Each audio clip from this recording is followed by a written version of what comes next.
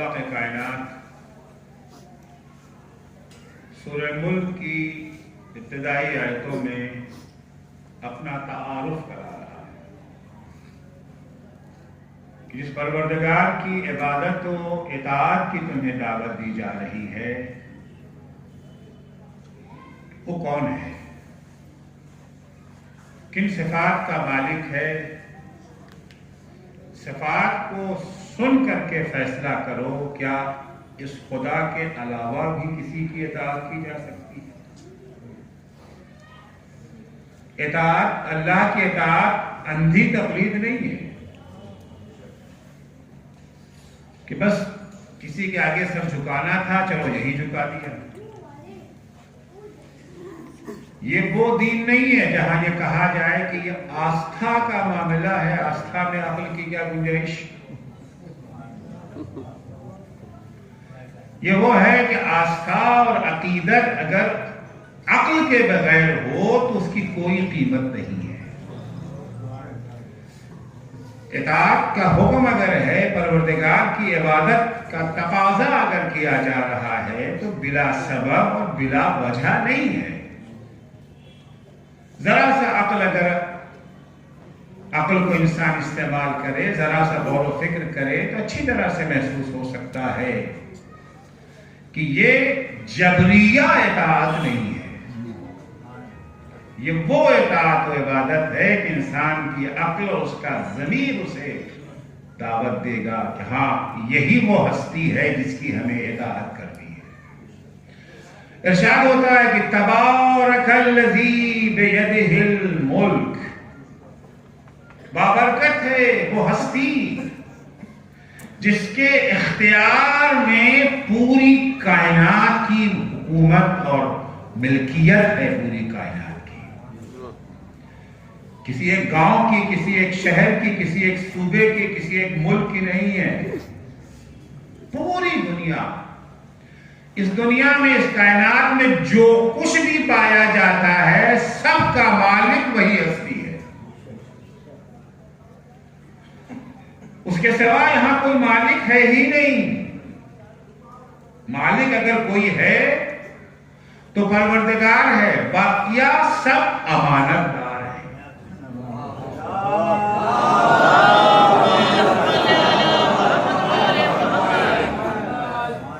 ہمارے پاس جو کچھ ہے اس کے مالک نہیں ہیں۔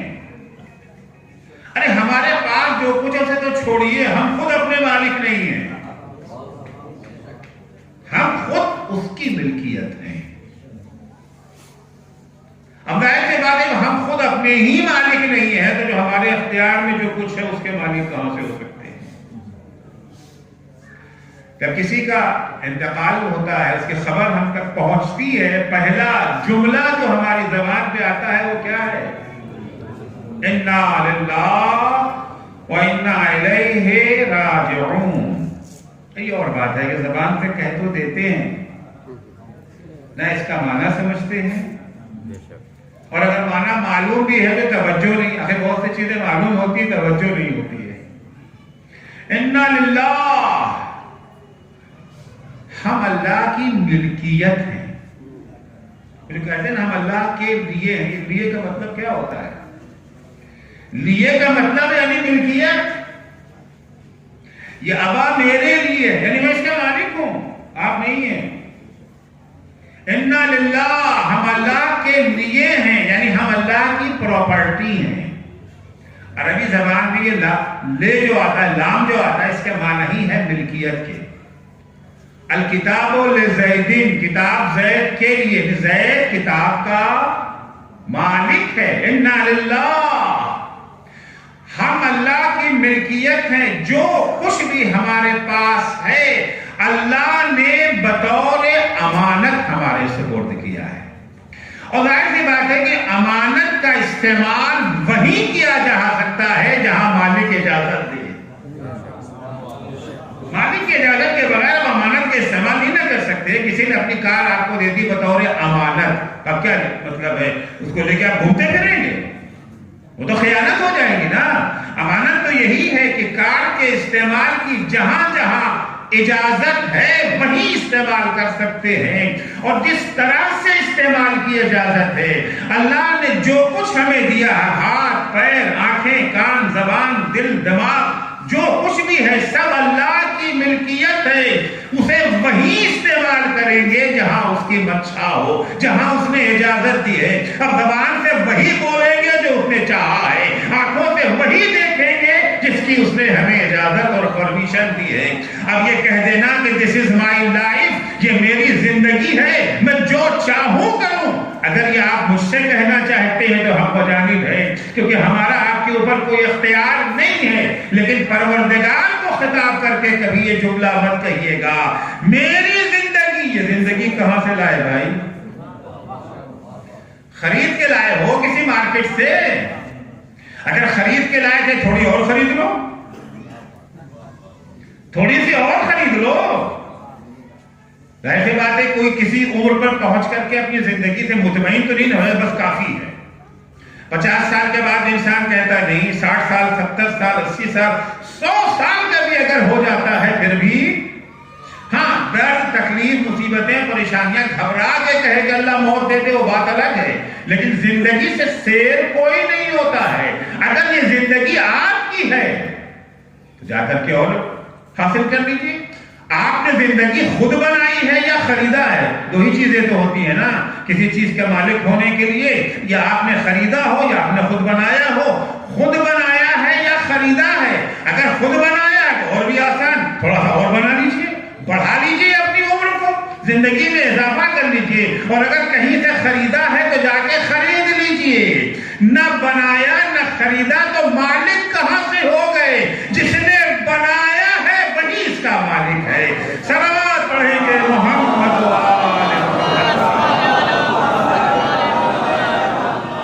اور مالک کو یہ حق ہوتا ہے کہ اپنی ملکیت کا جیسے چاہے استعمال کرے۔ زمین کے اگر آپ مالک ہیں تو آپ کو اختیار ہے، گھر بنائیں، مسجد بنائیں، مواڑا بنائیں، دکان بنائیں، مال بنائیں، ہے نا آپ کو اختیار، جیسے چاہے بنائیں، اس کا استعمال جیسے چاہے کر سکیں۔ اللہ ہماری زندگیوں کا مالک ہے، جب مالک ہے تو اسے یہ حق ہے نا کہ صبح اٹھ کر کے 2 رکعت نماز پڑھو، ظہر کا وقت ہو جائے تو 4 رکعت پڑھو، عصر کی 4 رکعت، مغرب کی 3 رکعت، رمضان میں روزہ رکھو، پیسہ اتنا ہم تمہیں دے دیں، ہم تمہیں دے دیں تو حج کرنے چلے جاؤ۔ جب ہم تمہیں اتنا پیسہ دے دیں تو خون سے نکالو، ہم دے دیں، تمہارے پیسے کی بات نہیں ہو رہی ہے، جو ہم نے تمہیں عطا کیا ہے۔ تبارک الذی بیدہ الملک، بابرکت ہے وہ ہستی جو پوری کائنات کی مالک ہے، پوری کائنات کی حکومت اس کے قبضے قدرت میں ہے۔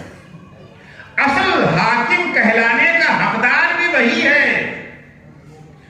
یہ آج جو اپنے کو حاکم کہتے ہیں تو بیچارے حاکم ہیں نا، یہ اتنے مجبور و ناتواں حاکم ہیں کہ معمولی سے مجرم پر بھی ان کا اختیار نہیں چل پاتا۔ کسی نے کوئی جرم کیا فوراً آتا ہے نا بارڈروں کو سیل کر دو۔ کیوں سیل کر دو؟ تاکہ بھاگ نہ جائے، کیونکہ اگر ہمارے دائرے حکومت سے بھاگ نکلا تو پھر ہم کچھ نہیں کر سکتے۔ ہندوستان میں جرم کر کے پاکستان چلا گیا، اب 156 انچ کا سینہ ہو، 156 انچ کا سینہ ہو، اب کچھ کر سکتے ہیں اس کا؟ پاکستان سے جرم کر کے امریکہ چلا گیا، کچھ کر سکتے ہیں؟ امریکہ سے جرم کر کے افریقہ چلا گیا، جہاں فوراً پہلا کام حکومتیں کیا کرتی ہے؟ بارڈر کو سیل کر دو تاکہ بھاگ نہ جائے۔ یہ بارڈر کو سیل کرنا اقتدار کا اعلان نہیں ہے، یہ عاجزی کا اعتراف ہے۔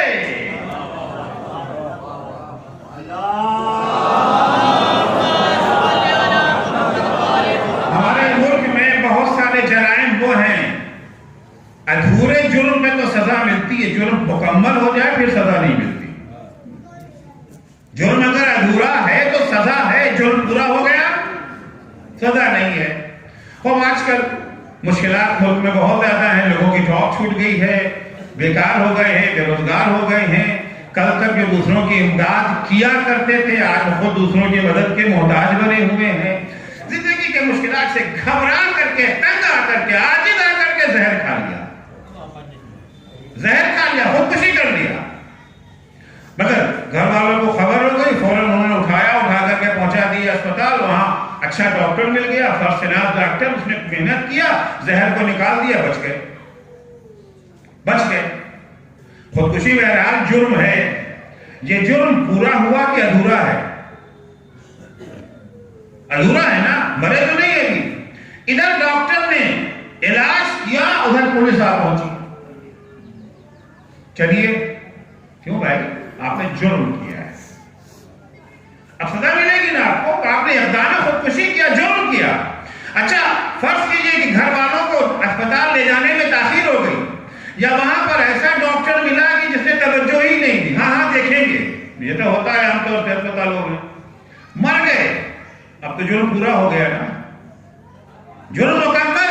فون کرو پولیس والوں کو، آئے سزا دے اسے. آئے پولیس والے، مر گیا، اچھا خدا کہاں جا رہے ہو بھائی، مجرم ہے، سزا دو اسے. نہیں، اب یہ ہمارے دائرے اختیار سے نکل گیا. ادھورے جرم پہ تو سزا ہے، مکمل جرم پہ نہیں. یہ حاکم ہے، یہ حاکم ہونے کا فقط ڈھونگ رچا رہے ہیں. اصلی حاکم تو وہ ہے، وہ کہتا ہے جاؤ گے کہاں بھاگ کے، ہندوستان سے پاکستان جاؤ گے وہاں بھی ہماری حکومت، ایشیا سے یورپ جاؤ گے وہاں بھی ہماری حکومت، یورپ سے افریقہ چلے گئے، افریقہ چلے گئے وہاں بھی ہماری حکومت. حق تو یہ ہے زندگی کا قید خانہ توڑ کے اگر بھاگ نکلے پھر بھی پلٹ کے ہمارے ہی پاس تمہیں آنا ہے. صلوات پڑھیں گے تبارک الذی بیدہ الملک. بابرکت ہے وہ ہستی. پہچانو کہ اللہ ہے کون. اس کے احکام کو، اس کے قوانین کو اتنی آسانی سے ٹھکرانا نہیں ہے، اتنی آسانی سے نافرما. ان عاجز حکمرانوں کا تو بڑا احترام کرتے ہو، ان کے قوانین کا، ان کے احکام کا. جو عاجز ہیں، ہماری طرح کے ناتواں ہیں، ان کا تو اتنا احترام. لیکن جو واقعاً مالک ہے، دنیا کا کوئی حاکم ہمارا مالک نہیں ہے. ارے ہم نے انہیں حاکم بنایا ہے، اپنے ہاتھوں بنائے ہوئے حاکم کی تو اتنی غلامی. لیکن جو واقعی حاکم ہے اس کی بندگی سے اتنا فرار. تبارک الذی بیدہ الملک. بابرکت ہے وہ ہستی جو ہر چیز کی مالک ہے. مالک ہی نہیں ہے، قادر بھی ہے.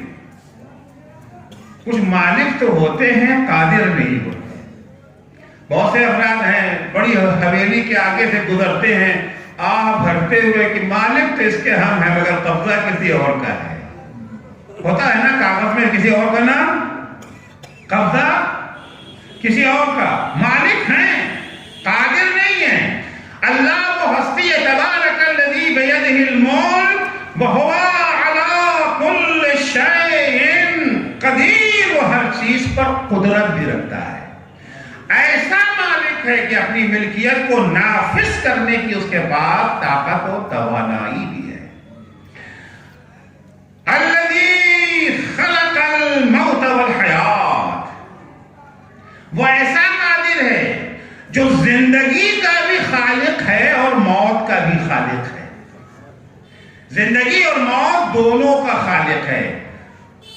البتہ موت کا وہ تصور جو اہل دنیا کی نگاہ میں ہے، ان کے تصور کے مطابق موت کے ساتھ خلق کا لفظ بے معنی ہے. کیونکہ تخلیق کا تعلق ہوتا ہے وجود سے، عدم سے نہیں. تخلیق کا تعلق وجود سے ہے، عدم سے نہیں ہے. اہل دنیا موت کیا ہے؟ وہ کہتے ہیں زندگی کے خاتمے کا نام موت ہے. زندگی کے ختم ہو جانے کا نام موت ہے. تو موت پھر وجود نہیں نہ ہے، عدم ہو گیا. عدم حیات اگر موت ہے تو ظاہر سی بات ہے موت امر معدوم ہے. اور امر معدوم کے پیدا ہونے کا کیا مطلب؟ مگر اللہ یہاں کیا کہہ رہا ہے؟ الذی خلق الموت والحیات. اللہ وہ ہے اتنا کیا؟ موت کو بھی پیدا کیا. کیونکہ موت کا وہ تصور جو اسلام نے پیش کیا ہے وہ وجود ہے، عدم نہیں ہے. وہ جو بھی عرض کروں گا کہ موت کا تصور کا مفہوم اسلام میں کیا ہے. اسلام میں موت کا مفہوم زندگی کا ختم ہو جانا نہیں ہے، زندگی کا مٹ جانا، معدوم ہو جانا موت نہیں ہے. خلق الموت والحیات، اللہ نے دونوں کو پیدا کیا، موت کو بھی حیات کو بھی. ظاہر سی بات ہے اللہ کا کوئی عمل عبث لاغ بےہودہ بے مقصد نہیں ہوگا. ہر کا ایک مقصد ہے، ایک ہدف ہے، غرض و غایت ہے. زندگی کا مقصد کیا ہے، موت کا مقصد کیا ہے؟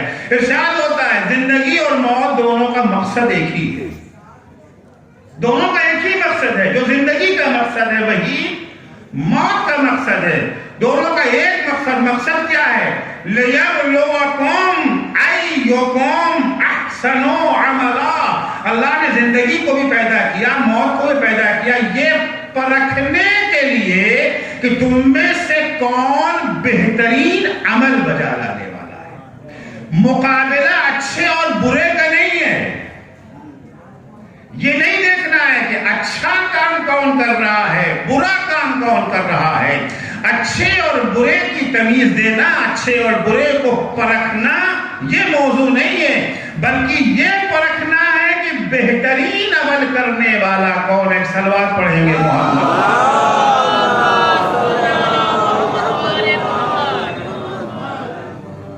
تو موت اور حیات کو اگر پروردگار نے پیدا کیا تو مقصد یہ نہیں ہے کہ اچھا کون ہے برا کون ہے.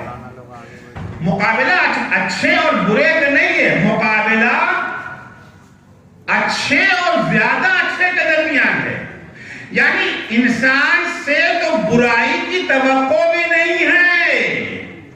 تم دنیا میں برائی کے لیے تو آئے ہی نہیں ہو، آئے ہو یہاں کے اوپر کام تو تمہیں اچھا ہی کرنا ہے. بس یہ دیکھنا ہے کہ بہترین احسن عمل بجا لانے والا کون ہے.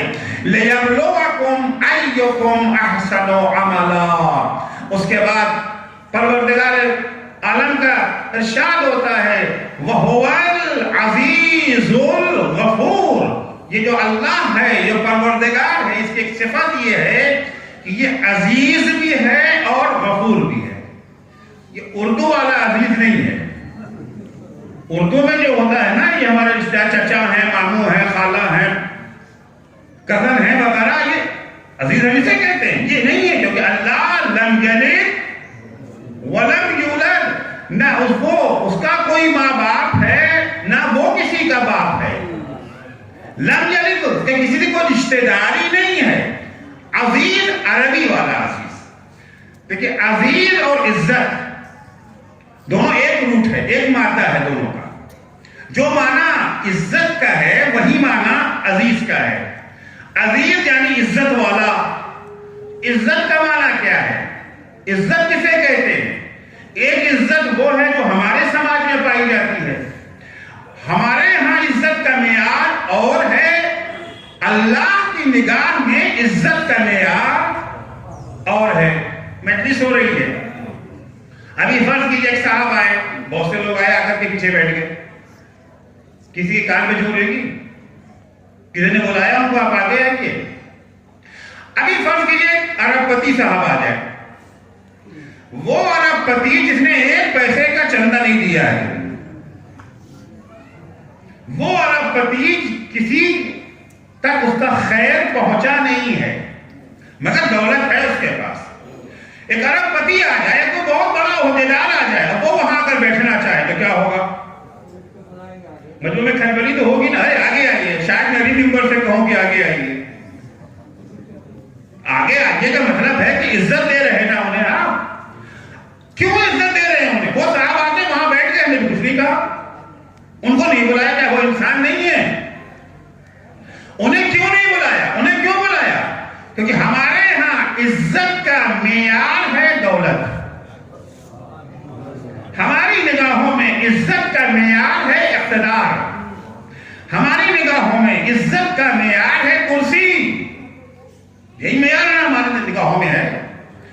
اسلام کی نگاہ میں دولت، اقتدار، پاور، کرسی عزت کا معیار نہیں ہے.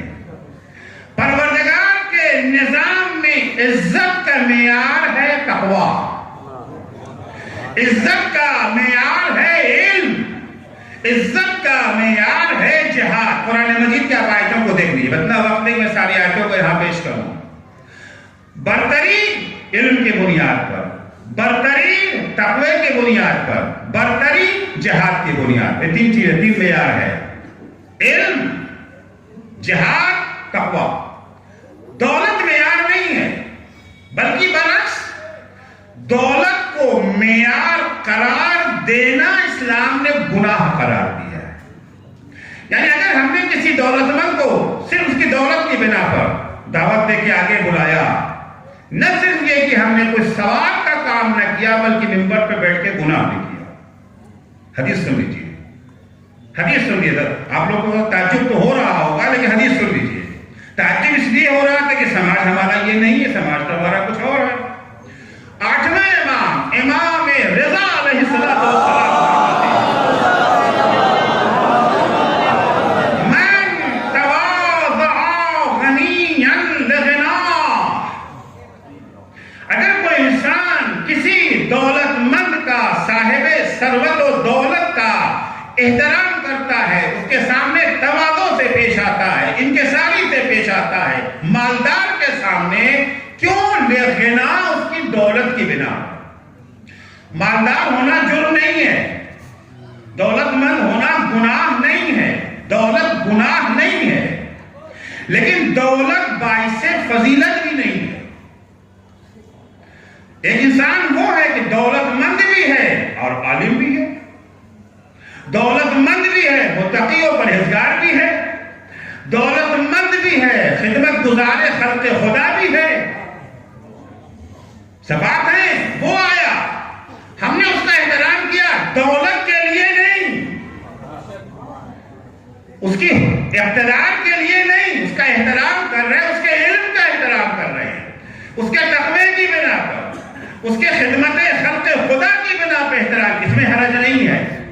من تواضع غنیا لغنا، تو کسی مالدار کا احترام کرے اس کی دولت کی بنا پر، تو کیا ہوگا اس کا؟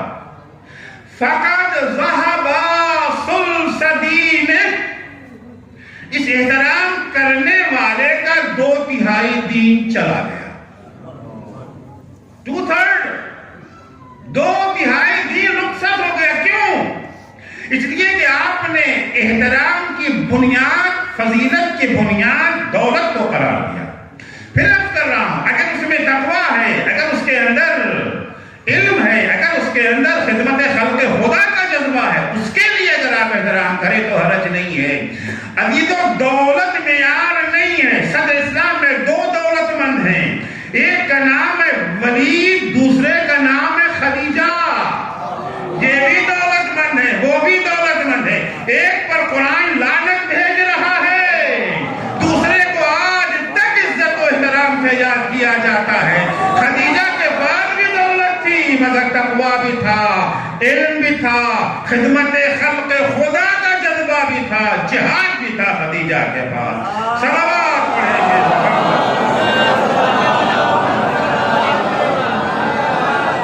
تو دولت جرم نہیں ہے، دولت گناہ نہیں ہے، یاد رکھیے گا۔ دولت کا کمانا جرم ہے، البتہ کمانے کے لیے جرم نہ کیا جائے۔ اگر کمانے کے راہ میں جرم ہو جاتا ہے وہ الگ سی چیز ہے۔ حلال طریقے سے اگر آپ کمانا چاہیں، کوئی لمٹ بھی نہیں ہے، کوئی حد نہیں ہے، کوئی مقدار نہیں معین ہے کہ اتنا کمائے، بس لاکھ کمائے، کروڑ کمائے، ارب خرب، کوئی لمٹ نہیں ہے۔ جتنا کما سکتے ہیں کمائیے، اسلام نے شوق دلایا ہے کمانے کا۔ 5ویں امام، امام محمد باقر علیہ السلام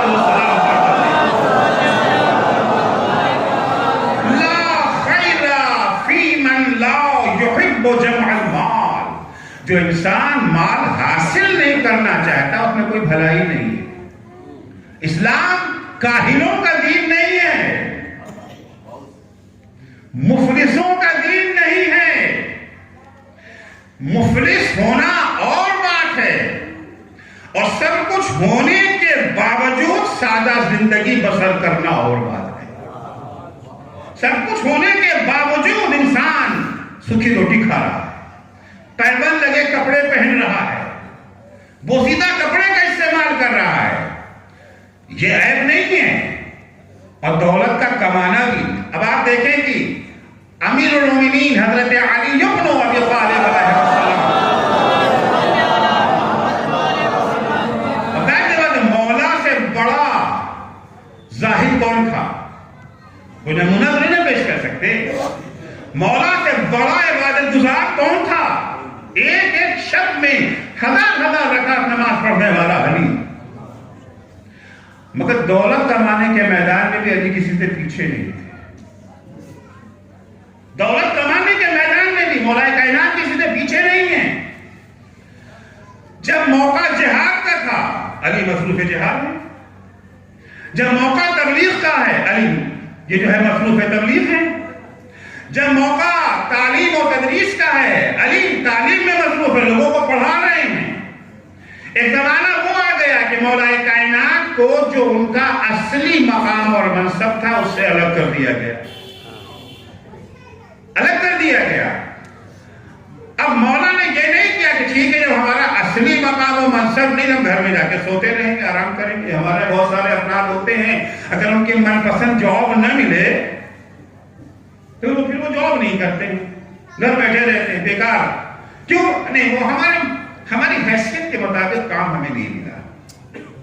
مولا کائنات کا جو منصب تھا، جو مقام تھا، جس کے لیے آپ لوگ بچوں کو چھوڑ دیجئے، بچوں کو جب آپ مینٹین کرنا چاہیں گے اور کام خراب ہو جاتا ہے، وہ جیسے ہیں ان کو رہنے دیجئے، جو کچھ بچے کر رہے ہیں انہیں کرنے دیجئے، انہیں کچھ مت کہیے۔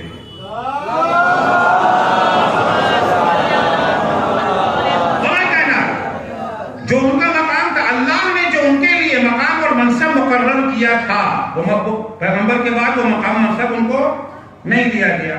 عام طور سے ہمارا کہتے ہیں علی نے 50 سالہ گوشہ نشین، 25 سال گوشہ نشینی اختیار کی۔ یہ ظلم ہے مولا کائنات، توہین ہے علی کی۔ کبھی بھی مومن گوشہ نشین نہیں ہوتا، یاد رکھیے گا۔ حالات کیسے ہی ہو جائیں، ہمیشہ حالات کا اچھا ہونا، سازگار ہونا ضروری نہیں ہے۔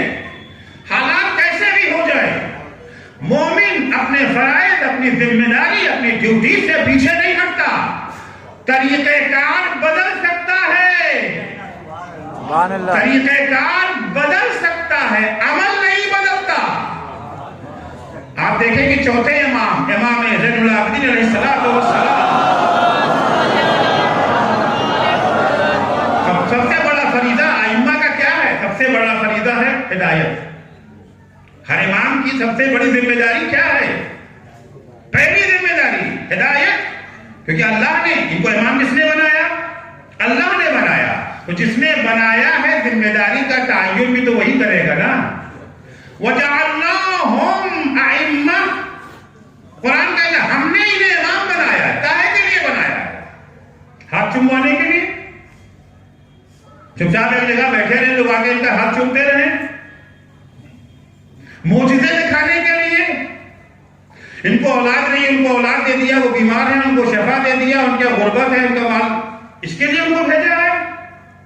جعلناہم ائمۃ یہدون بامرنا، ہم نے انہیں امام بنایا ہے تاکہ وہ لوگوں کی ہماری تعلیمات کی جانب ہدایت اور رہنمائی کریں۔ اصل فریضہ ان کا کیا ہے؟ اصل فریضہ ان کا کیا ہے؟ اصل فریضہ یہ ہے کہ وہ لوگوں کی ہدایت کریں۔ معجزے دکھا دینا ضمناً ہے، کسی بیمار کو شفا دے دینا یہ ضمناً ہے، اصل کام نہیں ہے ان کا۔ یہ اصل کام نہیں ہے کہ ہم نے ہمیشہ مولا یہ دے دیجئے، مولا سے جو چیز مانگا وہ کیا مانگا؟ اولاد مولا سے مانگا، روزی اور مولا سے مانگا، امتحان میں کامیابی مولا سے مانگا، کبھی مولا سے اللہ کے قوانین کو بھی مانگا؟ جو اصل کام ہے، اصل ذمہ داری کیا ہے ان پر؟ یہدون بامرنا، مولا نے انہیں بھیجا ہے کاہے کے لیے؟ ہدایت کے لیے بھیجا ہے۔ جس کام کے لیے بھیجا ہے اسے اس کام سے دور کر دینا، یہ اس کے ساتھ انصاف ہے یا ظلم؟ یہ احترام ہے یا توہین؟ میں یہاں چندن پٹی آیا مجلس پڑھنے کے لیے، آپ سب کچھ کرا رہے تھے بھائی مجلس پڑھوانے کے، اب انتظار میں بیٹھا ہوں کب مجلس شروع ہوگی. نہیں وہ تو کھانا بھی آ رہا ہے، ناشتہ بھی آ رہا ہے، یہ بھی ہو رہا ہے، وہ بھی ہو رہا ہے، عزت احترام سب کچھ، مجلس غائب. کیا گزرے گی ہمارے اوپر؟ ائمہ طاہرین علیہ السلام کو اللہ نے بھیجا ہے ہدایت کے لیے. وَجَعَلْنَاهُمْ أَئِمَّةً يَهْدُونَ بِأَمْرِنَا، اللہ کی تعلیمات کے، اللہ کے امر کی جانب ہدایت کے لیے اہل بیت اطہار بھیجے گئے ہیں.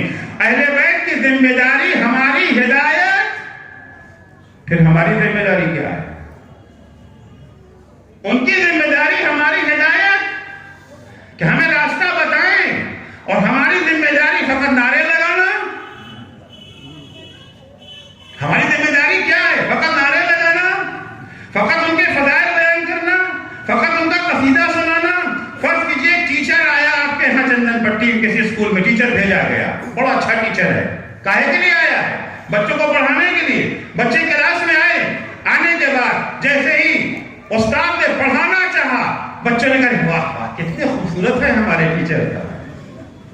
انہوں نے لکھنا شروع کیا، کیا رائٹنگ ہے ہمارے استاد کی، تھینک یو بچوں، تھینک یو تھینک یو، بیٹھ جاؤ بیٹھ جاؤ. جیسے ہی انہوں نے پھر بولنا چاہا، پھر بچوں نے ارے واہ کیا خوبصورت الفاظ آپ کے ذہن سے نکل رہے، موتی چھوڑ رہے، اچھا ہاں ہاں بیٹھ جاؤ بیٹھ جاؤ. وہ پڑھانا چاہتے ہیں، بچے ایک لفظ سننے کو تیار نہیں ہیں، مگر ٹیچر کی تعریف ضرور کرتے جا رہے ہیں، فضائل ضرور بیان کرتے جا رہے ہیں. اس ٹیچر کے دل پہ کیا گزرے گی؟ ٹیچر خوش ہوگا یا جھلا کے کلاس سے باہر نکل جائے گا؟ کم وقتوں جس کام کے لیے آیا ہوں وہ تو سنو. صلوات پڑھیں گے محمد. ٹیچر نے اچھا پڑھایا ہے، تعریف تو ہوگی، جہاں گھر جائیں گے ممی سے پاپا سے بڑے اچھے ٹیچر آئے، بہت اچھا پڑھاتے ہیں، دوستوں سے احباب سے، ظاہر سی بات ہے کمال ہے، کمال کو بیان تو کریں گے، کیونکہ کمالات کو بیان کرنا، صاحب کمال کے کمال کو بیان کرنا، یہ شرافت انسانی کا ثبوت ہے. وہ تو کریں گے، فضائل تو بیان کریں گے، مناقب تو سنائیں گے، تذکرے تو کریں گے، لیکن تذکرے کے ساتھ ساتھ ان کی تعلیمات کو سنیں گے، ان کے پیغام کو سنیں گے. جو ہدایت کرنے کے لیے اللہ نے انہوں نے بھیجا ہے اسے سننے کی کوشش کریں گے. جعلناہم ائمۃ یہدون بامرنا، ہم نے انہیں امام بنایا ہے تاکہ وہ ہمارے امور کی ہدایت کرے. یہ ذمہ داری ہوئی نا امام کی. اب ائمہ علیہ السلام نے ذمہ داری کو نبھایا کہ نہیں نبھایا؟ حالات اچھے تھے کہ برے تھے؟ خصوصاً کربلا کے بعد اتنا ڈر چکے تھے لوگ، اتنا خوف بیٹھ گیا تھا کہ اہل بیت علیہ السلام کے گھر کے قریب سے گزرنا بھی لوگ پسند نہیں کرتے تھے. گھر کے قریب سے گزرنا بھی پسند نہیں کرتے تھے. چوتھے امام کا زمانہ وہ دور ہے، وہ زمانہ ہے امام کا کہ امام کو نہ تقریر کرنے کی اجازت ہے، نہ کلاس سے درس تشکیل دینے کی اجازت ہے. پیغام پہنچائے تو کیسے پہنچائے؟ مولا علی خطبہ دیتے تھے، امام سجاد کو خطبے کی اجازت نہیں ہے. کلاس سے درس لوگ امام کے پاس آنے سے کتراتے تھے، ڈرتے تھے، خوف زدہ تھے امام کے پاس آنے سے، امام سے دور رہا کرتے تھے. ہم ہوتے تو کہتے ٹھیک ہے اللہ کیا کر سکتا ہوں، تکلیفیں مالا یہ تو آپ کو نہیں نہ ہوتی، یہ حالات ہی نہیں ہے تو میں کیسے کام کروں، کیا آرام سے گھر میں بیٹھ جاتے. امام نے یہ نہیں کیا. حکمت عملی، اسٹریٹجی یہ بدل سکتی ہے، مشن نہیں بدلے گا. اب مولا امام سجاد کے لیے تقریر ممکن نہیں ہے، درس ممکن نہیں ہے، مولا نے کیا کیا؟ دعاؤں کا سہارا لے لیا، ایک نیا طریقہ نکالا. کیونکہ دعا ایک ایسی چیز ہے کہ مستبد سے مستبد ترین بھی حاکم ہو تو دعا پر کہیں پابندی نہیں لگتی. جس کو پھانسی کی سزا ہوتی اس سے بھی کہتے ہیں آخر بابا کو دعا مانگنا ہے تو مانگ لو. امام علیہ السلام نے اسی سے فائدہ اٹھایا، گھر سے باہر نکلے، مسجد میں آئے، مصلی بچھایا. جو کام امیر المومنین ممبر پہ بیٹھ کے خطبے کی شکل میں اس ذمہ داری کو نبھاتے تھے، چوتھے امام نے وہی کام مصلی پر بیٹھ کے دعا کی شکل میں ایک دفعہ دونوں ہاتھوں کو اٹھا دیا، اللہم اے اللہ. اس کے بعد تقریر شروع ہو گئی.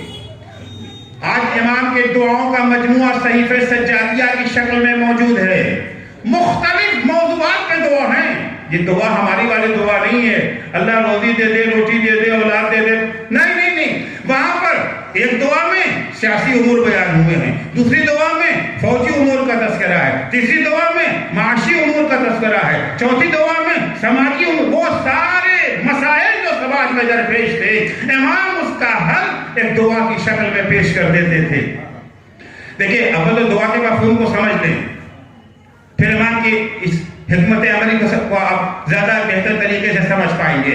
اسلام میں دعا جانشین عمل نہیں ہے، دعا جانشین عمل نہیں ہے۔ ہم بیمار ہو گئے، اللہ سے دعا کرتے اللہ شفا دے دے، کیا مطلب؟ ڈاکٹر کے پاس نہیں جائیں گے، یا ڈاکٹر کے پاس جائیں گے یا دعا کریں گے؟ اللہ روزی دے دے، کیا مطلب ہے؟ دکان پہ نہیں جائیں گے، آفس نہیں جائیں گے، کھیت پہ نہیں جائیں گے، یا کام یا دعا۔ بچہ کہتا ہے یا اللہ امتحان میں پاس کر دے، کیا مطلب ہے؟ پڑھیں گے نہیں، محنت نہیں کریں گے، یا محنت یا دعا۔ دعا جانشین عمل نہیں ہے، مکمل عمل ہے۔ کھیت پہ جاؤ، دکان پہ جاؤ، آفس پہ جاؤ، محنت کرو پھر دعا کرو۔ خدایا محنت تو ہم نے کر لیا، نتیجہ خیر بنانا تیرا کام۔ محنت کرو، کالج میں جا کے پڑھو، دوا کرو، ڈاکٹر کے پاس جاؤ، پھر دعا کرو یا اللہ شفا دے دے۔ دوا کھانا پینا ہمارا کام ہے، شفا دینا، اثر پیدا کرنا یہ اللہ کا کام ہے۔ دعا جانشین عمل نہیں ہے، اس کو ذہن میں رکھیے۔ امام سجاد مصلی پہ آنے کے بعد ہاتھوں کو اٹھا کر کے پروردگار کی بارگاہ میں کہتے تھے یا اللہ ہمیں ایسا بنا دے، یعنی مسلمانوں ایسا بنو۔ ایسا بننے کے لیے علی اعلان کہہ نہیں سکتے تھے، حالات جو اس زمانے کے تھے، حکومت کی بندشیں اور پابندیاں جو تھیں، زبان پہ تالے لگ سکتے تھے۔ اگر کسی مسلمان سے یہ کہا جاتا، مسلمانوں اہل بیت اطہار علیہ السلام کا احترام کرو، ان کی عزت کرو، ان کے وقار کو سمجھو، مشکلات تھی، نہ لوگ کوئی سننے کو تیار، سنانے والے کو ہزار پریشانیاں۔ امام نے کہا ہاتھوں کو اٹھا کے کہا اللہم صلی علی محمد و آل محمد، خدایا محمد و آل محمد پر رحمت نازل فرما، یعنی مسلمانوں آل محمد کے مقام کو پہچانو۔ جب امام اپنی دعا میں کہتے خدایا ہمارا حاکم ایسا بنا دے، یعنی مسلمانوں تمہارا حاکم ایسا ہونا چاہیے۔ تو بہرحال کبھی بھی کوئی بھی امام گوشہ نشین نہیں ہوا، خانہ نشین نہیں ہوا ہے، طریقہ کار ضرور بدلا ہے مگر خانہ نشین کوئی امام نہیں ہوا ہے۔ حالات جیسے بھی رہے ہوں، مولا کائنات کا زمانہ ہے، مولا کائنات کو اس فریضہ منصبی سے دور کر دیا گیا ہے جو اللہ نے انہیں عطا کیا ہے، مگر مولا خانہ نشین نہیں ہوئے۔ اب ظاہر سی بات ہے جہاد کا میدان ان سے چھین لیا گیا، قضاوت کا میدان چھین لیا گیا، تعلیم کا میدان چھین لیا گیا، مولا نے اقتصادی میدان سنبھال لیا، اقتصادی میدان سنبھال لیا۔ مولا زمین شناس ہیں، مدینے کے اطراف میں وسیع علاقہ ہے زمینوں کا جو غیر آباد ہے، بنجر پڑا ہے۔ کیوں بنجر پڑا ہے؟ پانی نہیں ہے۔ پانی اگر نکل آئے تو وہی زمین سونا اگلے گی۔ مولا زمین شناس ہیں، اٹھا لیا کدال، اٹھا لیا پھوڑا، اٹھا لیا بیلچا، پہنچ گئے، یہاں پانی ہے، کھودا، چشمہ نکلا، پانی نکل گیا، پوری زمین آباد ہو گئی، باغات لگ گئے۔ مولا کائنات اس 25 سالہ دور میں جتنے کنویں کھودے ہیں، جتنے باغات لگائے ہیں، وہ سب تاریخ کی کتابوں میں محفوظ ہیں، سب موجود ہیں۔ کون باغ کتنا بڑا تھا، کتنے پیڑوں تھے اس کے اندر، سب کیوں موجود ہیں تاریخ کے دامن میں بھی عرض کروں گا۔ وجہ کیا ہے محفوظ رہ جانے کی؟ جتنا مولا نے باغ لگایا، جتنا مولا نے کنواں کھودا، ان کی مالیت کا جب تخمینہ آج لگایا گیا انہیں کتابوں کے مطابق، جانیں ان کی قیمت کیا تھی؟ 1 ارب ڈالر۔ 1 ارب ڈالر مولا نے قوت بازو سے کمایا۔ یہ مال غنیمت نہیں ہے، یہ غنیمت والا مال نہیں ہے، یہ وہ ہے جو مولا کائنات نے اپنے قوت بازو سے کمایا۔ پیداواری آلات کو اگر آپ نگاہ میں رکھیں تو $1 بلین، $1 ارب کمانا کوئی معمولی بات نہیں ہے۔ 74 ارب روپیہ سادے وسائل سے اپنے قوت بازو سے مولا نے کمایا، کیونکہ عرض کیا ساری تفصیلات موجود ہیں کتابوں کے اندر۔ ایک باغ مولا کائنات کا وہ تھا جس سے 48 ٹن کھجور ہوتی تھی۔ باغ میں کتنے پیڑ ہیں تاریخ میں لکھا ہے، ہر پیڑ میں تخمیناً کتنا کھجور ہو سکتا ہے، اندازہ تو لگ سکتا ہے نا، تو اندازہ لگایا گیا۔ ایک باغ مولا کا وہ تھا جس میں 48 ٹن کھجور ہوتی تھی، ایک باغ۔ کنووں کی قیمت مولا نے $1 ارب، 74 ارب روپیہ اپنے قوت بازو سے حاصل کیا۔ تاریخ کے دامن میں محفوظ کیوں رہ گیا؟ کیونکہ جیسے ہی باغ تیار ہوا مولا نے قلم اور کاغذ منگایا، لکھا وقف علی العوام۔ کنویں میں پانی نکلا، بنی ہاشم خوش، اس زمانے میں کنویں کی بڑی قیمت تھی، خوش۔ مولا نے فوراً قلم کاغذ منگایا، وقف علی العوام۔ جتنے باغات لگائے مولا کائنات نے، جتنے کنویں کھودے مولا کائنات نے، جتنے چشمے جاری کیے مولا کائنات نے، سب کو وقف کر دیا۔ آج کتاب موجود ہے موقوفات علی، وہ باغات، وہ چشمے، وہ کنویں جو علی نے وقف کیا ہے، ان کو جب اندازہ لگایا گیا تو عزیزو اسلام نے دولت کمانے کی کوئی حد نہیں مقرر کی ہے۔ دولت کمانے کی کوئی لمٹ نہیں ہے، حد۔ ہاں، حد کیا ہے؟ حلال طریقے سے، حرام کمائی نہیں، حلال طریقے، جتنا کما سکے کما لیں۔ پھر پابندی کس چیز پر ہے؟ خرچ پر پابندی ہے، کمائی پر پابندی نہیں ہے۔ جتنا چاہیں اور جتنا چاہیں خرچ کریں، وہ بھی ہے نہیں، وہ نہیں ہے۔ خرچ کے سلسلے میں اسراف حرام ہے، اسراف حرام ہے۔ اسراف کرنے والوں کو قرآن شیطان کے بھائی بند قرار دیتا ہے، من اخوان شیطان۔ وہ شیطان کے بھائی بند۔ اسراف کسے کہتے ہیں؟ بچے بھی سمجھ جائیں، ہر وہ خرچ جس کا کوئی معقول فائدہ نہ ہو، وہ اسراف ہے۔ گرمی کا زمانہ تھا، ایک معمولی سا کرتا پہن لیتے تھے، آج یہ جو ہے سویٹر بھی پہن لیا گیا، اس کے اوپر ایک اضافہ ہو گیا نا۔ خرچ بڑھا کہ نہیں بڑھا؟ یہ خرچ معقول ہے یا غیر معقول؟ خرچ معقول ہے، کیونکہ اس کی ضرورت فائدہ ہے، سردی سے بچ جائیں گے، ورنہ بیمار پڑ جائیں گے، ٹھنڈک لگ جائے گی۔ اچھا، ایک سویٹر سے کام چل سکتا تھا، ہم نے کیا کیا کہ 2-4 کوٹ اچھے قیمتی کشمیر سے خرید کے لائے تھے۔ میں نے کہا چندن پٹی والوں کو جا کر کے تھوڑا سا اپنی دولت بھی تو دکھانا ہے، وہ 2-3 کوٹ پہن کر کے آ گئے۔ یہ خرچ بڑھا کہ نہیں بڑھا؟ کوئی فائدہ ہے اس کا؟ کوئی فائدہ ہے؟ مکان ہے آپ کا، گھر بنا رہے ہیں، اب میاں بیوی اگر ہیں تو ایک کمرہ کافی ہے۔ اچھا، مہمان آتے ہیں، کمرہ مہمانوں کے لیے، زیادہ مہمان آتے ہیں 2-3 کمرہ بنا لیا۔ اب جیسے بھی آپ کے مہمان آتے ہیں، بچے آ گئے تو کمرہ بچوں کے لیے، کمرے کی تعداد بڑھتی جا رہی ہے۔ یہ خرچ معقول ہے کہ غیر معقول؟ معقول خرچ ہے۔ نہیں، میاں بیوی ہے صرف، مہمانوں کا وجود بھی برداشت نہیں ہے، رشتہ داروں کی شکل بھی نہیں دیکھنا چاہتے، 20 کمروں کا گھر بنایا ہے، 20 کمروں کا گھر بنایا ہے۔ یہ خرچہ بڑھا کہ نہیں بڑھا؟ یہ معقول ہے کہ غیر معقول؟ معقول ہے کہ غیر معقول؟ غیر معقول خرچ ہے۔ نہیں، وہ شان و شوکت دکھانا ہے، لوگوں پہ دھونس جمانا ہے۔ خود دھونس جمانا اسلام میں حرام ہے۔ بڑا گھر کس لیے بنا ہے؟ دھونس جمانے کے لیے؟ یاد رکھیے گا، دولت کی نمائش کے لیے؟ یعنی بڑا گھر بنایا ہے، بہرحال مہمان آتے ہیں، مہمان کیوں؟ فرض کیجئے کہ آپ کے جو ہے پٹنہ میں رہتے ہیں، لڑکے باہر سے پڑھنے کے لیے آتے ہیں، اسٹوڈنٹس کو رہنے کی جگہ نہیں ملتی ہے، بیچارے در بدر ہوتے ہیں، پیئنگ گیسٹ بن جاتے ہیں۔ پیئنگ گیسٹ بننے کے بعد کتنا ان کا دین سالم رہے گا خدا ہی بہتر جانتا ہے۔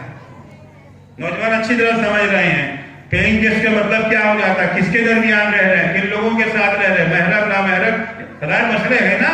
آپ نے کہا نہیں، ہمارے قوم کے بچے پڑھنے آتے ہیں، اچھی بات ہے، تعلیم حاصل کرے، بڑا بڑا سا گھر بناتے 20 کمروں کا گھر بنائیں گے، ان ایک کمرے میں خود رہیں گے، 19 کمرے میں قوم کے بچے رہیں گے. خرچ بڑھا کہ نہیں بڑھا؟ یہ خرچ معقول ہے کہ نامعقول؟ معقول خرچ ہے. نامعقول کیا ہے؟ کسی کو نہیں رہنے دیں گے. مولا کائنات حضرت علی ابن ابی طالب علیہ السلام اپنی خلافت کے زمانے میں، حکومت کے زمانے میں بصرہ تشریف لے گئے. بصرے میں مولا کا ایک چاہنے والا ہے علا ابن زیاد حارثی.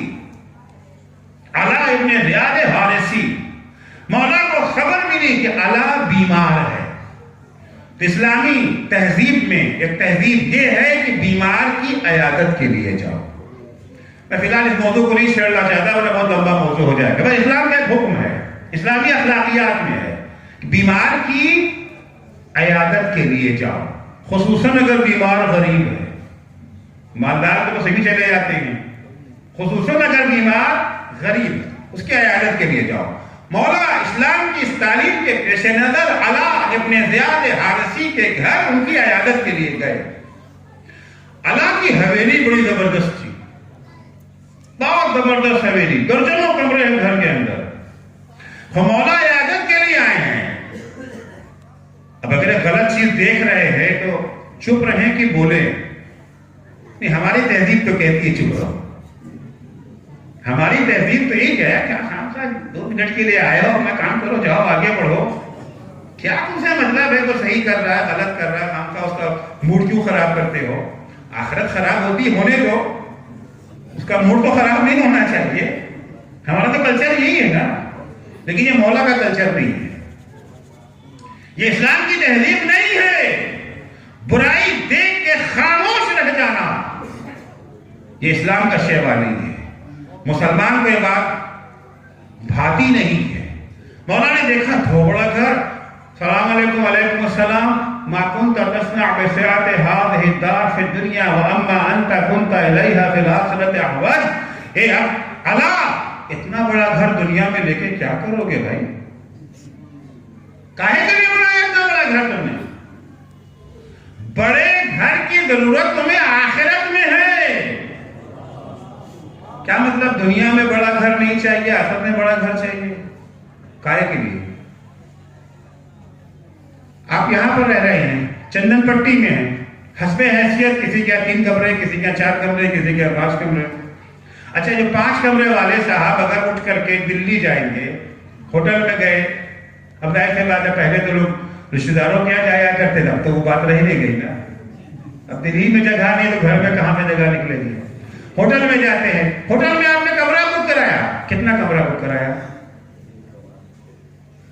5 گھر، ان کے گھر میں 5 کمرے، ان کی بات کر رہا ہوں، 1 کمرے والے کی نہیں. یہ 5 کمرے والے نے کتنا کمرہ بک کرایا؟ کیوں بھائی 1 کمرہ کیوں؟ یار وہاں تو 5 ہے. بھائی 2 دن کی تو بات ہے، 2 دن کی تو بات ہے، 2 دن کے لیے تو آئے ہیں، 1 کمرہ بس ہے. تو جہاں کم رہنا ہوتا ہے وہاں چھوٹا گھر، جہاں زیادہ رہنا ہوتا ہے وہاں بڑا گھر. دلی میں 2 دن، چندن پٹی میں 50 60 70 سال رہنا، یہاں 5 کمرے، وہاں 1 کمرے. دنیا میں کتنے برس رہیں گے اور آخرت میں کتنے برس؟ یہاں 60 70 80 سال رہیں گے اور آخرت میں 70 سال، 70 100 سال، 70 ہزار سال، 70 لاکھ سال، 70 کروڑ سال، 70 ارب گنتیاں ختم ہو جائیں گی. آخرت کی زندگی ختم ہونے والی نہیں. تو دنیا میں چھوٹا گھر چلے گا، بڑے گھر کی ضرورت تو آخرت میں ہے. صلوات پڑھیں گے محمد اللہ علیہ وسلم. ما كنت تصنع بسعة هذه الدار في الدنيا، اتنا بڑا گھر لے کے دنیا میں کیا کرو گے؟ اما انت كنت اليها في الاخرة احوج، بڑے گھر کی ضرورت تمہیں آخرت میں ہے. اس کے بعد فوراً مولا بڑے گھر کی فضیلت اور یہ جو ہے بڑے گھر کی برائی دونوں کو بیان کرتا. البتہ اگر چاہو تم تو اسی بڑے گھر سے آخرت کما سکتے ہو. ان شئت بلغت بها الآخرة، یہ بڑی حویلی جو بنائی ہے 20 کمروں والی 25 کمرے والوں کی، چاہو تو اسی بڑے گھر کے ذریعے سے آخرت کما سکتے ہو۔ مولا وہ کیسے؟ تقریفی ہے ضیف وتصل بہ الرحم، طریقہ یہ ہے بڑا گھر بنایا کس کے لیے؟ مہمانوں کے لیے بنایا ہے، دھوس جمانے کے لیے نہیں، دولت کی نمائش کے لیے نہیں، گھر بنایا ہے مہمانوں کے لیے بنایا ہے۔ مہمان آئے تو در بدر کیوں مارے پھریں؟ وہ بہت سے یہاں ماشاءاللہ بڑی سی آبادی ہے، اطراف میں چھوٹی آبادی ہوگی تو یہاں کے اوپر جو ہے مجلس ماتم کا زیادہ ہے، وہ محرم میں لوگ چلے آتے، چلو وہ چندن پٹی جلتے ہیں، وہاں جا کر کے مجلس کریں گے، وہاں زیادہ رونق زیادہ۔ اب بیچارے آنے کے بعد ٹھہرے کہاں؟ جس دروازے پہ جاتے ہیں سب کا دروازہ بند پڑا ہوا ہے، چلو ہم بڑے کیوں بڑے میں سوئیں گے؟ بھائی ہمارے گھر میں آؤ، ہم نے کمرے بنائے ہی اسی لیے ہیں، قوم کے طالب علموں کے لیے بنایا ہے۔ کوئی صاحب علاج کے لیے آئے ہیں پٹنہ مظفرپور بڑے شہروں میں علاج کے، دلی آئے ہیں علاج کرانے کے لیے، اب بیچارہ بیمار کو ایڈمٹ کرا دیا اسپتال میں، خود کہاں جائیں؟ ادھر ادھر مارے کیوں مارے کہ پھر ہم نے بڑا گھر بنایا ہی اسی لیے ہے۔ امام فرماتے ہیں اگر بڑا گھر تم نے اس نیت سے بنایا ہے، اسی گھر کے ذریعے سے تم آخرت کما سکتے ہو، لیکن اگر تم نے بڑا گھر دوسروں پر دھوس جمانے کے لیے، دوسروں کو مرغوب کرنے کے لیے بڑا گھر بنایا ہے، تم نے اس لیے بڑا گھر بنایا ہے کہ تمہارے بچے ان کے بچوں کے اوپر دھوس جما سکیں، وہ بچے رنجیدہ ہو جائیں، غمزدہ ہو جائیں، یہ خود گناہ ہے، نہ صرف یہ کہ تمہیں آخرت میں ثواب نہ ملے گا، عذاب کے حقدار ہو جاؤ گے۔ تو ہم وہ خرچ جس کا معقول فائدہ نہ ہو، یاد رکھیے گا۔ ابھی ہر آدمی خود فیصلہ کر سکتا ہے، دوسروں کو جج کرنے کی ضرورت نہیں ہے، دوسروں کو فیصلہ کرنے کے گھر جا کر کے فیتا لے کے ناپنا نہ شروع کر دیجئے گا کہ ان کا گھر اسراف ہے کہ نہیں ہے۔ ہر آدمی اپنا فیصلہ خود کرے گا کہ ہم نے 2 کمرہ کیوں بنایا، 3 کیوں بنایا، 5 کیوں بنایا، 10 کیوں بنایا، اتنا بڑا گھر کیوں ہے، فلاں چیز، اتنی گاڑی ہمارے پاس کیوں ہے، یہ خود فیصلہ کرنا ہے۔ یہ خرچ اس کا کوئی معقول فائدہ ہے یا نہیں ہے؟ اگر معقول فائدہ نہیں ہے تو وہ اسراف ہے۔ تو آمدنی پر کوئی پابندی نہیں، خرچ پر پابندی ہے، اسراف نہیں کر سکتے۔ اب ممکن ہے کوئی صاحب کیا مولا علی کا خرچہ کتنا تھا؟ مولا علی کا بھی تو خرچہ کچھ بھی نہیں تھا نا، گھر کا مختصر تھا خرچہ۔ مولا فرماتے ہیں کہ ہم نے اس تمہاری دنیا سے ہم نے کیا لیا ہے؟ 2 روٹی 2 بوسیدہ کپڑا، ہمیں دنیا کم بتمرائے ومن تومکم بقرصے، اتنی دنیا تھا کہ 2 بوسیدہ کپڑے 2 روٹی کتنی قیمت ہوگی؟ کہ بقیہ پیسہ لے کے کیا؟ جب خرچہ پھر ہمیں فرض کیجئے $10,000 خرچہ کرنا ہے تو $1 ارب کیوں کمائیں؟ پھر تو کمائیں گے اور نہیں کمائیں گے نا، بس 10,000 کی ہمیں ضرورت، 10,000 کمانے کے بعد دکان بند، مسجد میں بیٹھ کے اللہ اللہ کریں گے۔ جب خرچہ کی اجازت ہی نہیں ہے تو کمائیں کس لیے؟ پھر تو ظاہر سی بات ہے کہ اقتصادیات، اکانومی اسلامی ملکوں کی تو بالکل تباہ ہو جائے گی، کوئی کام ہی نہیں کرے گا نا۔ تھوڑا سا کمایا، چٹنی روٹی بھر ہو گیا، دکان بند، کاروبار تھا، نوکری بھی وہ ڈھونڈا جہاں کے پر 2-4 ہزار کی نوکری ہو، 2-4 لاکھ والے ڈھونڈ کے کیا کریں گے؟ یہی تو ہوگا نا۔ پھر اگر خرچے پر پابندی ہے تو کمائی کر کے کیا کریں گے؟ اللہ جواب دیتا ہے کمائی پر کوئی حد نہیں، کوئی پابندی نہیں، خرچے پر ہے۔ کیوں؟ اس لیے کہ جو تم نے کمایا ہے سب تمہارا نہیں ہے۔ وَفِي أَمْوَالِهِمْ حَقٌّ لِلسَّائِلِ وَالْمَحْرُومِ، جو تم نے کمایا ہے اس میں غریبوں کا حصہ ہے، اس میں غریبوں کا حق ہے۔ کماؤ گے تم، پیٹ ان کا بھرے گا جو نادار ہے، جو ناتواں ہیں، جن میں کام کرنے کی صلاحیت نہیں ہے۔ البتہ اس کا مطلب بھیک کے کلچر کو ترویج دینا نہیں ہے، بڑھانا نہیں ہے، کیونکہ جہاں آپ کی ذمہ داری ہے کہ آپ غریبوں کی مدد کریں، وہی غریبوں سے بھی کہا گیا ہے دوسروں کے آگے کبھی ہاتھ نہ پھیلانا۔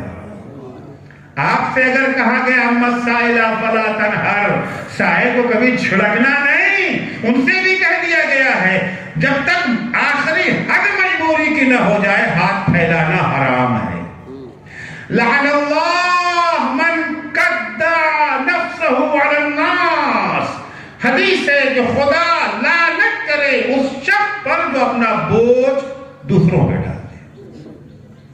اب فرض کیجئے کہ ایسا معاشرہ ہے، ایک ایسا سماج ہے جہاں سب کمانے کی کوشش کر رہے ہیں اور کمانے کے بعد تھوڑا سا خرچ کر کے دوسروں کی خدمت کرنا چاہتے ہیں، کیسا جنتی سماج بن جائے گا، کیسا بہشتی سماج ہوگا۔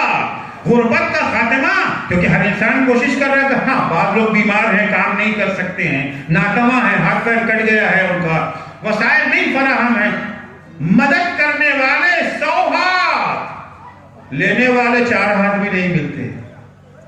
اگر امام زمانہ عجل اللہ تعالی فرجہ الشریف کے سلسلے میں ہے نا کہ جب حضرت کا زمانہ ہوگا تو لوگ خمس و زکوٰۃ اپنے کاندھوں پر لیے پھریں گے، کوئی حقدار نہ ملے گا، کوئی مستحق نہ ملے گا، کیونکہ یہ وہ زمانہ ہے جب سب دینے والے ہوں گے۔ آج کا دور نہیں ہے، دینے والے ڈھونڈنے سے نہیں ملتے، لینے والوں کی فوج کھڑی ہوئی ہے۔ تو دولت کمانے پر کوئی دولت کمائیں، لیکن دولت معیار فضیلت نہیں ہے۔ معیار فضیلت تقویٰ ہے، معیار فضیلت علم ہے، معیار فضیلت جہاد ہے۔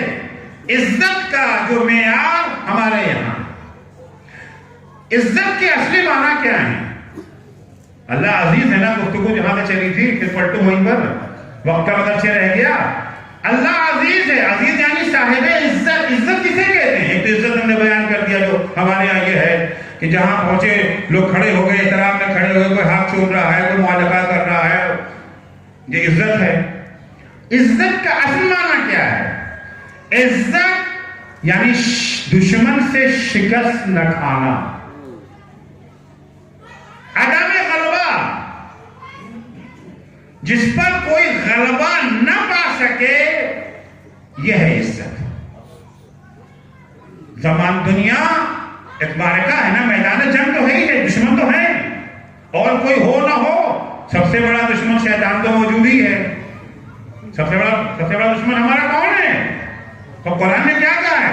ان الشیطان لکم عدو فاتخذوہ عدوا، بے شک شیطان تمہارا دشمن ہے، تم بھی اس سے دشمنی کرو۔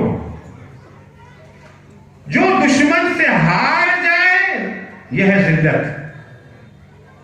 دشمن سے شکست کھا جانا میدان جنگ میں یہ ذلت ہے، دشمن پہ غالب آ جانا یہ عزت ہے۔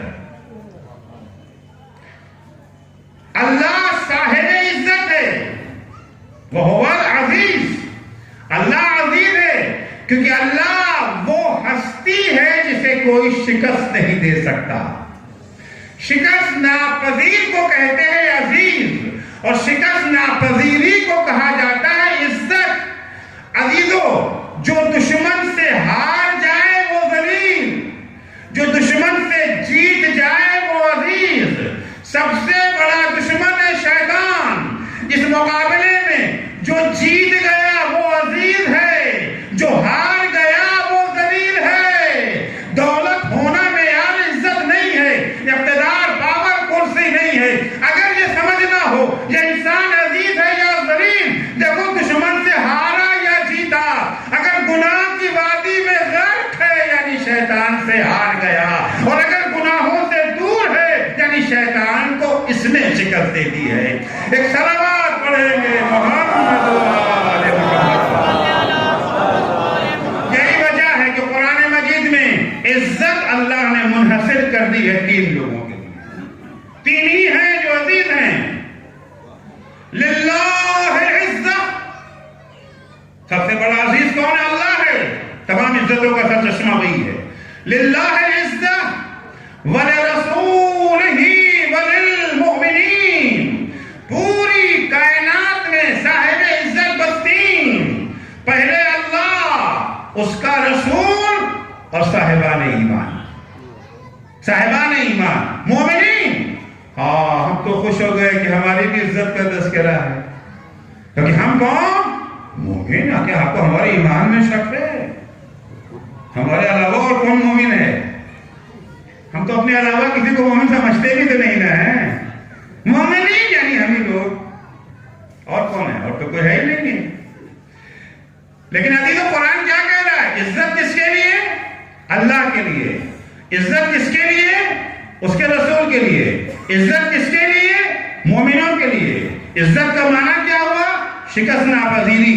مومن عزیز ہے، یعنی مومن شکست نہیں کھاتا. سب سے بڑا دشمن کون؟ شیطان. مومن اگر پہچاننا ہے کہ محمد عسکری مومن ہے یا نہیں، البتہ محمد عسکری کو خود پہچاننا ہے اپنے کو، آپ نہیں پہچانیں گے. آپ اپنے کو پہچانیے، پھر میں عرض کروں گا. اب یہ پہچان دوسروں کے بارے میں استعمال نہ کیجیے گا، لیکن مشکل ہماری یہ ہے کہ ہم لوگ ان لوگوں جیسے ہیں جو ہاتھ میں تھرمامیٹر لیے ہوئے دوسروں کے منہ میں ڈالتے ہیں. تمہیں ٹیمپریچر ہے، کبھی اپنے منہ میں ڈال لو بھائی، کبھی اپنا بھی ٹیمپریچر ناپ لو کہ تم کس حال میں ہو. تو یہ تھرمامیٹر دوسروں کو ناپنے کے لیے نہیں ہے، اپنے لیے. عزت کس کے لیے؟ مومنین کے لیے. ہم مومن ہیں یا نہیں؟ کیونکہ عزت کا مطلب شکست ناپذیری. عزیز وہ جو شکست نہ کھائے. سب سے بڑا دشمن کون؟ شیطان. اگر شیطان سے ہار گئے تو ذلیل، جیت گئے تو عزیز. اور اگر عزیز ہیں تو ہیں مومن، اور اگر عزیز نہیں ہیں تو مومن نہیں کہا جا سکتا ہے. جب کبھی اپنے کو پرکھنا ہو ہم مومن ہیں یا نہیں، تو پہچان سیدھی سی یہ ہے. دیکھیں شیطان کو ہم نے شکست دی ہے، شیطان نے ہمیں شکست دی. نماز صبح کا وقت ہو گیا ہے، مؤذن اذان دے رہا ہے، تھوڑی سردی زیادہ ہے، کمبل چھوڑنا آسان نہیں ہے. ہم تو کمبل چھوڑ دیں، کمبل ہمیں نہیں چھوڑ رہا ہے. بہت سے لوگ ہوتے ہیں نا کمبل انہیں نہیں چھوڑتا ہے. ملا نصر الدین کا واقعہ مشہور ہے. کمبل نہیں چھوڑ رہا ہے ہمیں. اگر کمبل نے ہمیں نہ چھوڑا یعنی شیطان غالب آ گیا. خمس کی تاریخ آ گئی، ادا کر دیا، شیطان کو شکست دے دیا. ادا نہ کیا، شیطان نے ہمیں ہرا دیا. حج واجب ہو گیا ہے، چلے گئے حج کے لیے، شیطان کو ہم نے شکست دے دی. نامحرم چہرہ سامنے آ گیا، وہ چہرہ ہے، نگاہیں ہٹنے کا نام نہیں لے رہی ہیں. اگر نگاہ ہٹا لیا شیطان کو شکست ہو گئی. اگر جمی رہ گئی نگاہیں، شیطان کو ہم نے اپنے اوپر غالب کر لیا ہے. جس پر شیطان غالب ہو گیا وہ نہ عزیز ہوتا ہے نہ مومن ہوتا ہے، کیونکہ مومن ہی عزیز ہے اور عزیز ہی مومن ہوتا ہے. ایک صلوات پڑھیں گے محمد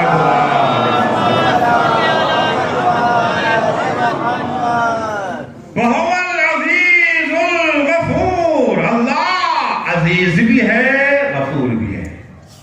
یعنی اللہ وہ ہے جسے کوئی شکست نہیں دے سکتا، اتنا طاقتور و توانا ہے. اس کے باوجود غفور ہے، اس کے باوجود سب کی خطاؤں کو معاف کر دیتا ہے. کمزور اگر خطا کو معاف کر دے تو کم سے بڑی بات. ایک بڑا سا پہلوان مقابلے میں آیا، دو چار اس نے گالیاں ہمیں دی، ہم نے کہا جاؤ معاف کر دیا تمہیں، کریں کیا اس کے علاوہ، چارہ کیا ہے آپ کے پاس؟ یہ معاف کر دینا ہنر نہیں ہے. ہنر تو یہ ہے کہ پاور ہوتے ہوئے، اقتدار ہوتے ہوئے انسان معاف کر دے، یہ ہنر ہے. اللہ غفور ہے، معاف کرنے والا. کیسا غفور؟ عزیز ہے، اسے کوئی شکست نہیں دے سکتا. اس کے باوجود کتنا ہی گناہ کرتے رہو، ہر گناہ کو معاف کرنے کو تیار ہے. ہر گناہ کو معاف کر. کوئی ایسا گناہ نہیں ہے جس کو توبہ کے ذریعے معاف نہ ہو سکے. ان اللہ یغفر الذنوب جمیعا، قرآن کہتا ہے اللہ سارے گناہ کو معاف کرے گا بلا استثناء.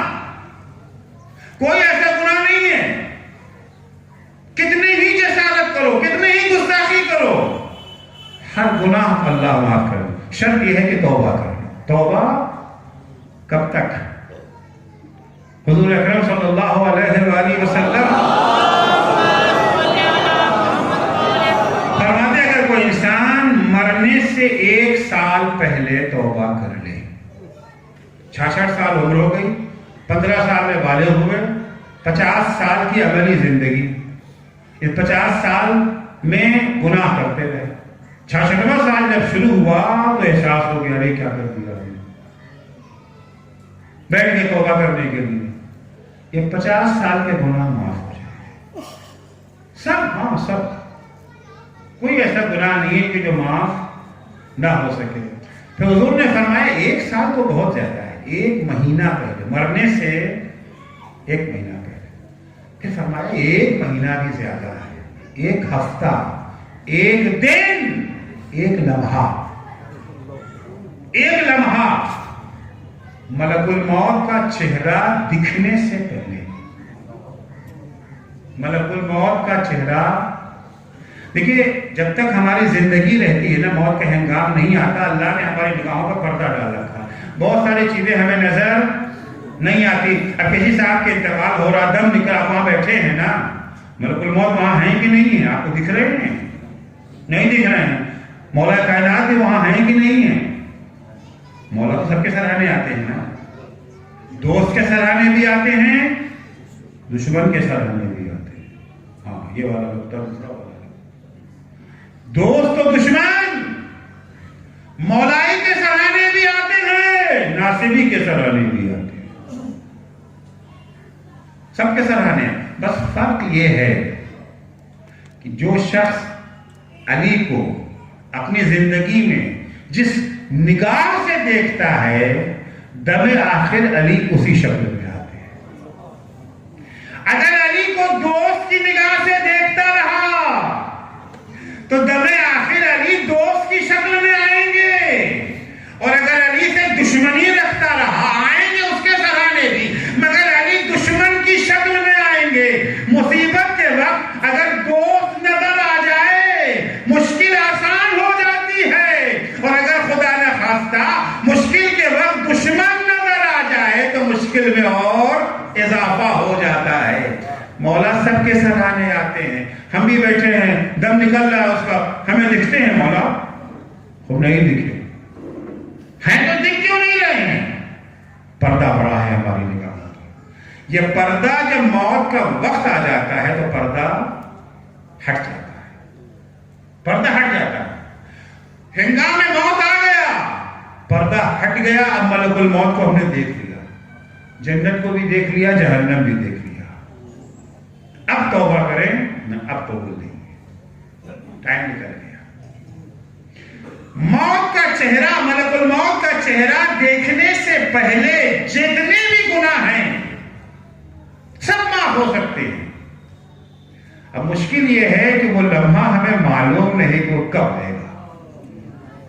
پتہ چل جاتا کتنے بج کے کتنے منٹ پر آئے گا, تو 10 منٹ پہلے تک خوب عیاشیاں کرتے, اس کا بیٹھ جاتے استغفر اللہ و اتوب الیہ کی تسبیح پڑھنے کے لیے. جیسے شب قدر میں بیٹھتے ہیں نا 70 مرتبہ استغفر اللہ و اتوب الیہ, مگر موت تو آتی نہیں, پھر گناہ شروع کر دیتے ہیں, سارا معاملہ خراب ہو جاتا ہے دوبارہ. وہ لمحہ مخفی ہے, ہم سے پتہ نہیں معلوم وہ آخری لمحہ کب آئے گا. ہو سکتا ہے ابھی بولتے بولتے اگلا جملہ نہ بول سکوں. دیکھا ہے نا کہ پٹنہ کے امام جمعہ کا, پٹنہ میں امام جمعہ خطبہ دیتے دیتے اللہ کو پیارے ہو گئے نا, رخصت ہو گئے. ملیشیا میں قاری قرآن کی تلاوت کر رہا ہے, انٹرنیشنل قرآن کا جو مقابلہ ہے, اتفاقاً یہی آیت پڑھ رہا تھا جو میں نے ابھی پڑھی تھی, تبارک الذی بیدہ الملک. پڑھتے پڑھتے عزیز تک تو آیا, غفور نہ کہہ سکا. عزیز تک پڑھا اس نے, تقریباً 2 سال پہلے کی بات ہے, عزیز تک پڑھا, غفور نہیں کہہ سکا. تو یہ تو پتہ ہی نہیں کہ آخری لمحہ ہے کب. کوئی گارنٹی نہیں ہے کہ آخر تک تقریر کر کے ممبر سے نیچے آؤں گا. ہو سکتا ہے کہ اگلا جملہ کہنے سے پہلے ہی ملک الموت دے کر کے چلے جائیں. لہذا بہترین گولڈن چانس ہے کہ انسان اپنے ہر لمحے کو آخری لمحہ سمجھے, آخری لمحہ سمجھے. وقت ختم ہو رہا ہے, چونکہ ہمیں واپس بھی جانا ہے اور نماز کا وقت بھی آ رہا ہے, 4 منٹ اور رہ گئے ہیں. اپنی گفتگو کو تمام کرنا, باتیں مجھے بہت کہنا تھی ابھی. وَهُوَ الْعَزِيزُ الْغَفُورُ, وہ خدا ہر حال میں ہماری توبہ کو قبول کرتا جبکہ سزا دینے کی قدرت رکھتا ہے. وَهُوَ الْعَزِيزُ الْغَفُورُ, یہی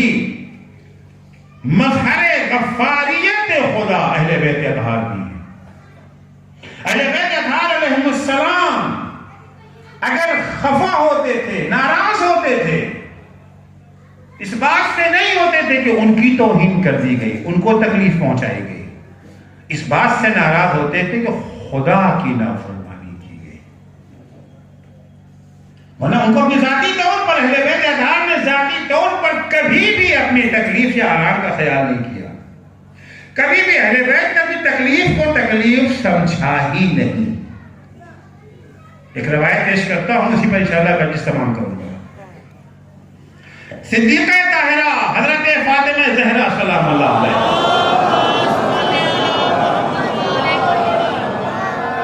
رسول خدا کی آنکھ بند ہو چکی ہے، مولا کائنات گھر میں تشریف لائے، آ کر کے معصومہ کے سرہانے بیٹھ گئے. معصومہ بیمار ہے، بستر علالت پر ہے. کیا بیماری ہے فاطمہ کی معلوم ہے نا؟ بی بی کی بیماری تو معلوم ہے نا، پسلیاں ٹوٹ گئی ہیں. فاطمہ کی بیماری یہ کہ پیٹ میں بچہ شہید کیا گیا ہے. فاطمہ کی بیماری کا عالم یہ ہے کہ بیوی اٹھتی ہیں تو دیوار کا سہارا لے کر کے اٹھتی ہیں، چلتی ہیں تو عصا کا سہارا لے کر کے چلتی ہیں. کمر جھک گئی ہے فاطمہ کی. عزیزوں، مولا کائنات سرہانے آ کے بیٹھ گئے. عام طور سے جب شوہر گھر میں آتا ہے تو بیویاں اپنا دکھڑا اپنے شوہر سے بیان کرتی ہیں. حق بھی ہے، اگر شوہر سے نہ کہیں گی تو کس سے کہیں گی؟ مگر معصومہ نے اپنا کوئی دکھ علی سے بیان نہ کیا. آپ دیکھیں فاطمہ کتنی تکلیف میں ہے، کمر جھک گئی ہے. کیا عمر ہے جناب فاطمہ کی؟ 18 ہی برس تو آپ کی عمر ہے. 18 برس کی کسی خاتون کو آپ نے دیکھا آج تک جس کی کمر جھک گئی ہو؟ نہ دیکھا، نہ پڑھا، نہ سنا. 18 برس کی خاتون جسے کوئی خاص بیماری بھی نہ ہو، اس کی کمر جھک جائے. تعجب کی بات ہے نا. یہی سوال کسی نے پاشوے امام سے کر لیا. مولا یہ بتائیے جب آپ کی دادی دنیا سے رخصت ہوئی ہیں ان کی عمر کیا تھی؟ امام نے فرمایا 18 برس. وہ شخص کہتا ہے مولا میں نے سنا ہے کہ آپ کی دادی کی کمر جھک گئی تھی. کیا یہ سچ ہے؟ تعجب کی بات ہے نا، باور کرنا مشکل ہے. مولا میں نے سنا کہ آپ کی دادی کی کمر جھک گئی تھی، کیا یہ سچ ہے؟ امام نے دائیں دیکھا، بائیں دیکھا، کوئی غیر تو نہیں ہے، کوئی اجنبی تو نہیں ہے. اللہ رے مظلومیت. مظلوم اپنے اوپر ہونے والے مظالم کو بیان بھی نہیں کر سکتا. جب یقین ہو گیا کہ سب اپنے ہیں تو ایک دفعہ امام نے فرمایا ہاں سچ ہے، میری دادی کی کمر جھک گئی تھی. وجہ جاننا چاہتے ہو سبب کیا تھا تو سنو. جب میری دادی کے دروازے پر آگ اور لکڑی لے کر کے آئے ہیں، میری دادی دروازے کے پیچھے کھڑی فریاد کر رہی تھی. دھمکی دی گئی علی کو باہر نکالو ورنہ گھر میں آگ لگا دیں گے. کسی نے کہا کیا اس گھر کو جلا دو گے جس میں فاطمہ رہتی ہے؟ بڑی عظمت تھی بیوی کی، کیا اس گھر کو جلا دو جس میں فاطمہ رہتی ہے؟ جواب ملا رہا کرے وین، ہم گھر کو جلا دیں گے. دھمکی پر اکتفا نہیں کیا گیا، آگ لگا دی گئی. دروازے میں آگ لگ گئی. ابھی دروازہ پوری طرح سے جلا بھی نہ تھا کہ ایک شقی نے دروازے پر ایسی لاٹ ماری کہ دروازہ کھل گیا.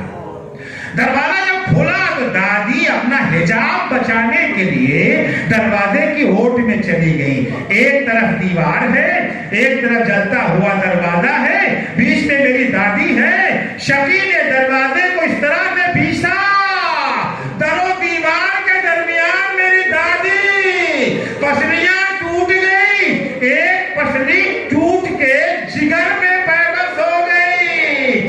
جب کبھی دادی اٹھنا چاہتی تھی، جگر میں اتنی تکلیف ہوتی تھی، اٹھنے کے بجائے جھک جھک کے دادی چلا کرتی تھی.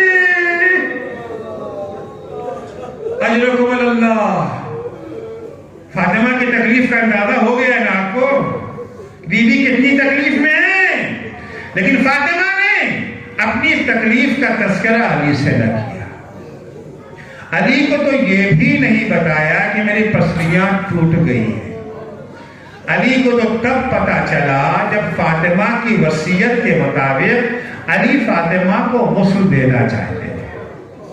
بی بی نے وصیت کی کہ علی غسلنی وحنبنی وکفنی ودفنی وصل علی باللیل. علی یہ سارا کام رات میں کر دے گا. مجھے دفن کرنا، اپنے ہاتھوں سے غسل دینا، اپنے ہاتھوں سے کفن پہنانا. بیوی کی وصیت تھی. ایک وصیت اور تھی بیوی کی، اے علی جب مجھے غسل دینا تو میرا کرتا نہ ہوتا، میرا کرتا نہ اتارنا. اس کرتا نہ اتارنے کی مصلحت ہمیں اس وقت سمجھ میں آئی جب قید خانہ شام میں سید سجاد سکینہ کو غسل دینا چاہتے ہیں. اور جب سکینہ کا کرتا سید سجاد نے اتارا، تڑپ گئے سید سجاد.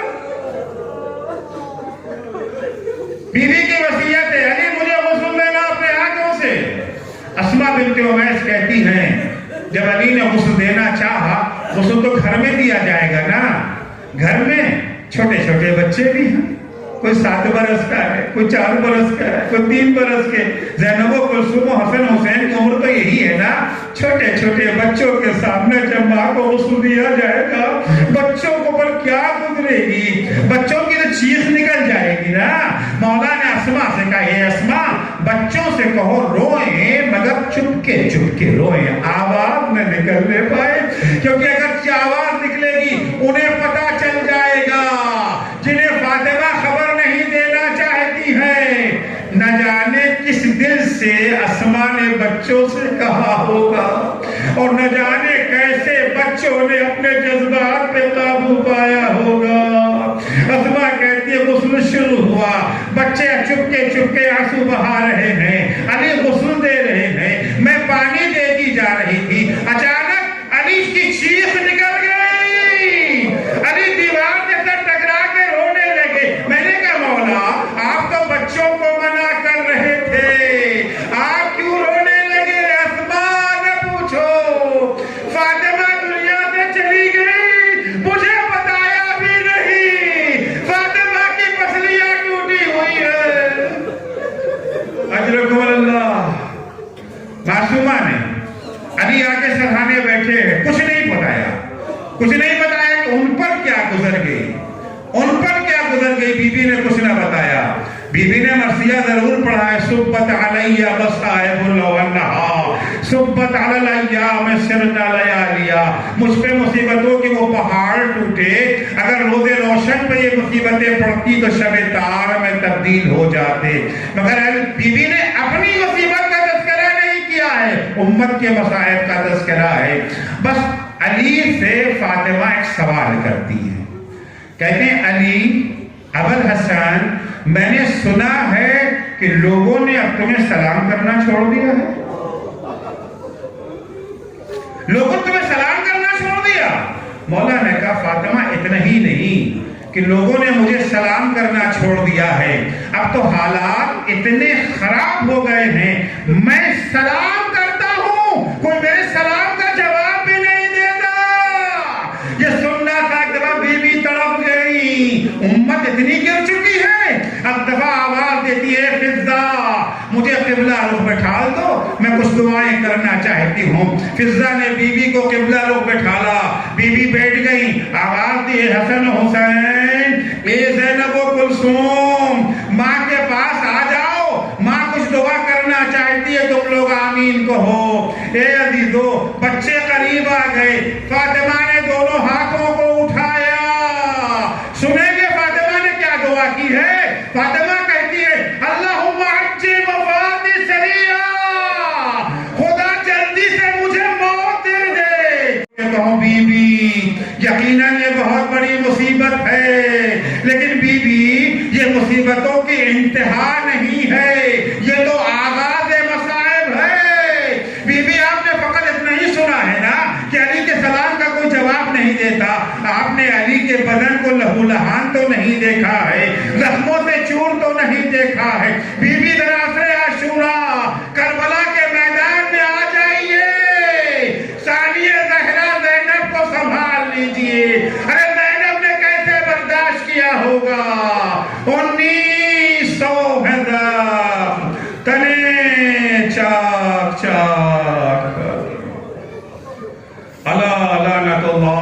قوم الظالمین وسيعلم الذين ظلموا أي منقلب ينقلبون۔